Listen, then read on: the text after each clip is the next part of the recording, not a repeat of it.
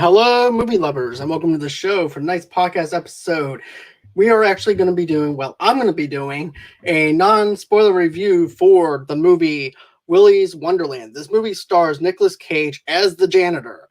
Of all character names and everything, that's the name that they actually gave him, was the janitor. And basically, what winds up happening is this: he winds up breaking down on the side of the road, and lo and behold, a tow truck comes by and tells him, hey, look, we'll go ahead and we'll fix your car for free if you go on ahead and stay at this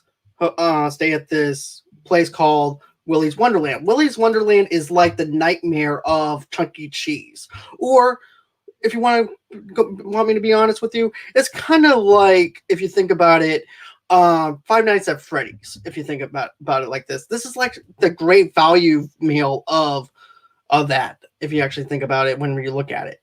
And so anyways, what I have to say is this: I really enjoyed the premise of this. It's Nicolas Cage doing what he always does. He's over the top in this movie. It's ridiculous. It's funny. That's right. In a horror movie with Nicolas Cage, it is funny. And Frenchie and I did a trailer reaction review. It's actually on the channel as well. And one of the things that I really liked about it was the fact that they introduced Nicolas Cage as a man of few words. But normally when they say man of few words, sometimes I'm thinking, well, he's got to be talking at some point. Then again, Dwayne The Rock Johnson didn't really talk in faster, and it was still a good movie. But in this movie, Nicolas Cage doesn't talk at all. He glares at the kids that breaks into Willy's Wonderland. He has that Nicolas Cage isms. That's what I'm going to be calling it, Nicolas Cage isms. And basically what I mean by that is he's just over the top doing his Nicolas Cage thing, and it just works in this movie in all aspects of it. I had fun watching this movie, to be honest with you. Now, I'm going to be honest with you. If you're expecting a lot of death scenes and stuff like that, you're going to get them. But to me, the death scenes weren't that great, to be honest with you. It kind of... that's where it's actually lack of, is the death scenes and everything, making it feel like it's so real and stuff like that. But man, whenever it comes down to Nicolas Cage tearing these things apart and everything else, you can actually, whenever he takes one of the gears out of the weasel or whatever animatronic it is, he winds up taking the gears out, and it looks like he's just trying to rip the thing's heart out, and then he just slams it on the ground like it's nothing. And then after that, he goes on ahead, puts it in the garbage bag, and moves on to the next thing. Now, another thing, too, that I want to mention is this.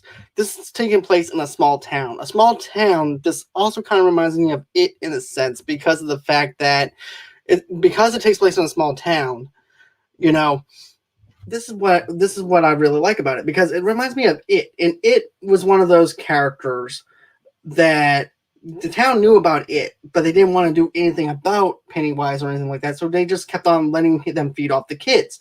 And this one, the townspeople know about these animatronics. They know that they feed off of people. Matter of fact, they're the ones who's actually bringing the people over to Willy's Wonderland so that way they can munch on them and everything. And so basically, it's basically a peace treaty. We'll go on ahead. We'll let you guys do what you do, and we'll bring the people over to you so you can feast on them. But this movie is filled with nothing but fun, to be honest with you. And also, too, I have to say, seeing Nicolas Cage not doing any dialogue or anything like that did not take me out of the film at all. I really have to say, just him glaring at the kids that are trying to break into the building makes it even that much fun. And the whole reason why the kids are breaking into the building is because of the fact they're trying to set the building on fire. And the reason why they're trying to put it on fire is because they're just getting tired of Willy's Wonderland. They're kind of getting tired of the people dying and everything else. So they're trying to do something about it, since the cops and law enforcement are not really doing anything about it. So it's up to the kids to go ahead and put the end to Willy's Wonderland. But they didn't know that Nicolas Cage, the janitor, was there cleaning up and everything else. Another thing, too, there's actually a little clause in this movie, though, as well. In order for him to get his car fixed for free, he has to do janitorial work to pay off his debt with the mechanic. And so if he winds up cleaning this whole entire place and spending the night, he gets his car fixed for free, And of course, that's that's all he wants. He just wants to get his car fixed and move on with his life and forget about Willy's Wonderland. And in the trailer, I was thinking that maybe he knows something about Willy's Wonderland. Maybe that's why he's there. Maybe he lost a loved one. But no, he just wants to get his car fixed because of the fact that he has some flat tires, and therefore the mechanic promised him that he would get it fixed for free if he goes ahead and spends the night in Willy's Wonderland, and um, for him to be able to do janitorial work. So he's doing the janitorial work, and he also has like a little rhythm going though whenever he's doing janitorial work. For instance, he's playing a pinball machine. He's drinking some pop, some Coke, and every single time when his watch goes off, that's when one of those animatronics comes to life. And then he starts playing the pinball machine. And then here comes angry Nicolas Cage getting ready to take down these animatronics. And the way he takes them down is just hilarious. To me, just hitting this big old huge giant ass animatronic just makes me laugh out loud because of the fact that you're actually rooting for him to take him down, but then you realize it's an animatronic. And then their gears, when he rips the gears out, all the oil, all the stuff that keeps that animatronic running is being ripped out from under them and everything, all the wires, the wirings and everything else. And it makes you think. At first I'm like, okay, I wonder how this actually came to be. There is some mythology within the movie that actually works, some rules that they actually put in place for this movie to make it work. I'm going to get into maybe one thing with the mythology part, but I'm not going to go into spoiler territory if you want to check this movie out. But basically is this: the townspeople and everything are corrupt, like I mentioned before. And then also too, you also have the mayor that's actually involved in this. But that's all that I'm going to be telling you about as far as that part goes. But to me, the kids dynamic with the teenagers and stuff like that, I have to say, if you're expecting good acting from these kids, you're not going to get it because of the fact that you're primarily sold on the cheesiness of this thing, and also to the laugh out loud moments as well. And those things actually work for me, to be honest with you. And you're also expecting one-dimensional characters, which is something that happens in every single cliche horror movie. But there's maybe one character that stuck out, and that's Liv. And Liv actually does a really good job of acting in this movie. The dynamic between her and Cage was really good. Now, when it comes down to the other chemistry within the characters and stuff like that, not so much.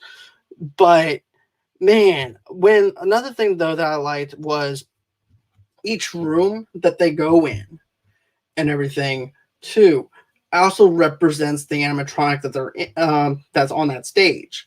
And like I said, it's like a demonic Chuck E. Cheese, a demonic Friday Nights at Freddy. This is like the best value meal of Friday Nights at Freddy's if you want to go that far. But it actually works. Having Nicolas Cage in this movie, glaring at the kids, glaring at these animatronics, rooting for him to take these animatronics down, and then ripping the gears out from them. It's just hilarious. And matter of fact, I would even recommend this movie if you were high as well, because I think it might actually, matter of fact, I might actually end up doing it might actually grow with you a little bit if you're high. But I'm sober, but still, I think that this was a really thought out movie. I thought they did a really good job. They know what this movie is and not really going for something serious or anything like that either, which is something that I really was happy with, because in the trailer, I was just going for the laugh out loud moments. I was just going for the whole entire fact that Nicolas Cage is trying to take down these animatronics, and I was sold on that. Another thing too was him, here's another thing that I just want to mention is this. I thought that it would be a little bit more background on his character and stuff like that as to why he's there. But no, that's all the reason why he's there, just for his car. So that's what I liked about the film. I thought it was very good as far as that part goes. It doesn't take long to actually dive into this movie. This movie only clocks into maybe an hour and 30 or 40 minutes long, and that's it. It's not that long of a movie. Matter of fact, you don't even feel the runtime at all whenever you're starting this movie up. It just goes full on ahead, and that's it. There is another thing though too. There is mythology on how the animatronics become evil, but I'm not going to go into that lineage. I want you guys to experience it the same way that I experience it, with zero spoilers or anything like that. There is other people that wind up dying before Nicolas Cage shows up and everything too. So there's that. As far as Willy's Wonderland, it's definitely a good time. It's definitely a movie that I would definitely want to probably buy. And if, like I said, if you're looking for something serious with Nicolas Cage, you're not going to find it here. And Nicolas Cage is the type of actor that's been just getting scripts because it best fits him and what he does. And this movie is a Nicolas Cage film. This is just Nicolas Cage over the top, doing what he does best. And also, too, I have to say this, though. Every single time when he's at that pinball machine, I actually am on the edge of my seat because I don't know if these monsters are actually going to be sneaking up behind him or anything like that, because he's so glued into the pinball machine and then drinking his pop. But every single time the watch goes off, he stops playing the pinball machine, and Full Metal Nicolas Cage comes in to play, and he just goes right through them. And matter of fact, the kids are actually trying to get Nicolas Cage out of Willy's Wonderland and to get them to go with them. And pretty much Nicolas Cage is not having it. He wants to stay there. He wants to take down these things. As a matter of fact, the kids were thinking, okay, we're more worried about you coming out of here than anything. You're going to die in here. But then they realize that he's actually a badass when it comes down to taking down these animatronics, because they actually see two animatronics that's inside the garbage bag and everything. But I'm not going to tell you how he takes them down. I'm not going to tell you which ones it was or anything like that. But I have to say, it definitely works out in that favor as well, because here's the thing. People are going to be worried that Nicolas Cage is locked in with the animatronics. The animatronics needs to be worried that they're locked in there with Nicolas Cage, because Nicolas Cage is filled with caffeine. He wants to play his pinball machine, wants to clean up the rest of the place and everything. And these animatronics are going to try and kill him in the process. But, go ahead and check this movie out. It's a lot of fun. I had a lot of fun with it. If you guys have any questions about this movie, let me know. Don't forget to like and subscribe as well. But I know this review is really shorter than what I normally do and stuff like that. It's just that with an hour and 30 or 40 minutes and things like that, it's really hard not to spoil anything for you guys. But if you're interested in Willy's Wonderland, you can actually watch this on the PlayStation 4. You can rent it for $5, or you can wait next week and check this out at Redbox for like $1. 82 and everything. It's just that with me, I wanted something new. I wanted something fresh to watch. So what better way to do that than watch a Nicolas Cage movie, because I'm a diehard Nicolas Cage fan. And I like them in Face Off, of course. You can watch that on our YouTube channel as well. But, I have to say, this movie's fun. You're going to wind up laughing. There's not really any scary parts, to be honest with you. If you're looking into like dark humor, if you're looking into maybe having a few little dark moments here and there, and then also to my little small jump scares here and there, this movie's for you. But if you're not into that, if you're not into the cheesiness, if you're not into an over-top horror movie with Nicolas Cage, this movie's not going to be for you. You're automatically going to wind up shutting down within the 10 minutes of this movie. I promise you that. But because of the fact that I saw the trailer and everything, that's what enticed me. That's what made me excited for Willy's Wonderland. And I know a lot of people are saying this is an exact ripoff of Five Nights at Freddy's. But if this is a way to go on ahead and fill us with this type of movie until Five Nights at Freddy comes in and to play in the theaters, I'm okay with that. I'm okay with them giving us this type of version of Five Nights at Freddy's, but just calling it Willy's Wonderland. And even the premise and everything, the plot line's exactly like Five Nights at Freddy's. But you can just go on ahead, turn off your brain for an hour and 30 minutes or 40 minutes and just enjoy this movie. So that's going to be it as far as this review goes. So this is what I want you guys to do. If you like this review, if you like what we do here, like and subscribe, and let's see here.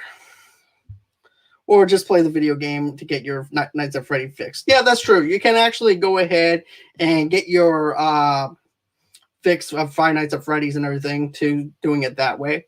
But, if you're looking for some horror video games, play some Silent Hill, play some Dead by Daylight, play something like that, or just pop in Willy's Wonderland and you can go on here and get that little bit of feel for it.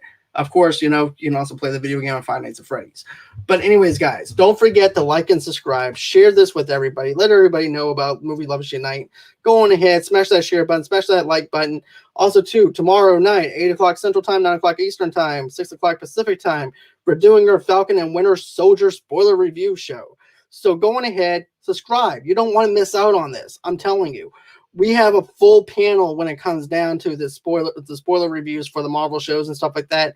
We're big, huge, sweaty nerds and everything, and we're gonna get really sweaty on this episode because I'm a huge Marvel fan as well as DC fan. So go on ahead. Tell me if you guys are excited about the Falcon and the Winter Soldier show. Go on ahead, show me some love on that as well. So don't forget, tomorrow, 8 o'clock p.m. Central Time, 9 o'clock Eastern, 6 o'clock Pacific Time, the Falcon and the Winter Soldier. Then at 8 o'clock p.m. Saturday, 9 o'clock Eastern, 6 o'clock Pacific Time, Tamika's going to be on the show, and we're going to be doing a Hip Hop Evolution review from Netflix. So we're going to do 2 episodes from the Hip Hop Evolution. I hope that you guys go ahead and check that out. Another thing, too, is this. With the Falcon and the Winter Soldier, we're actually on episode 4. There's only 3 episodes left for the show, so I just want to throw that in as well. And then also, too, I'm also going to be on Mount Schmodown, which is also part of Schmoes of the North, coming up on Saturday at 3 o'clock Central Time and 4 o'clock Eastern. And this is where we're talking about Mark Ellis. Mark Ellis is a stand-up comic. Not only is he a stand-up comic, but he's also a movie Schmodown champion as well. Movie Trivia Schmodown. So go on ahead, show us some love over at Schmoes of the North and everything too. I'm actually the co-host over there. Louis, one of my good friends and everything, made me the official Schmo of the North last night. So I appreciate that, Louis. I do appreciate you. And then that's all the announcements that I actually have as far as housekeeping goes.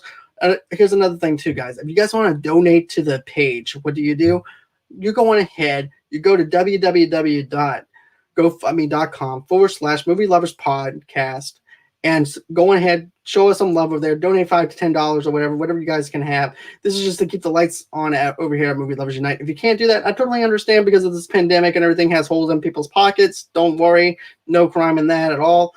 And go on ahead, check us out on www.movieloversunite.com for all your entertainment needs and wants. And then also, too, go on ahead, follow us on Facebook at Movie Lovers TV Lovers Unite over there, underneath the same brand on Instagram and on Pinterest.